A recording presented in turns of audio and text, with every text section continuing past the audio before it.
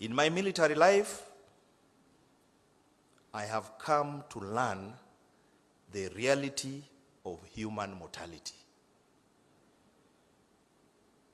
I have appreciated that life is finite, humans are mortal, and life is short. One morning, you are with a healthy colleague. The next minute, he's ashes and gone forever. Now you see him, now you don't.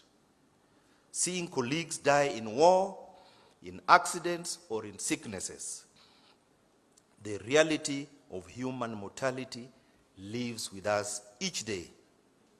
The remembrance parades, the funeral rites, imprints in us the eventual end of life and service, whether as a serving person or as a veteran.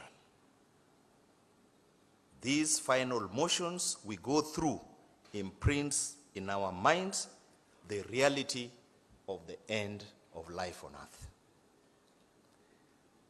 One verse that comes to memory every time I witness these motions, and some I witnessed even this week, John 11:25, where Jesus said to her, "I am the resurrection and the life.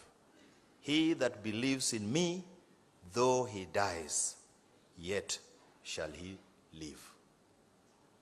This gives me the assurance that life on earth is in God's hands. And when it ends, because of my faith, I know, yet shall I live.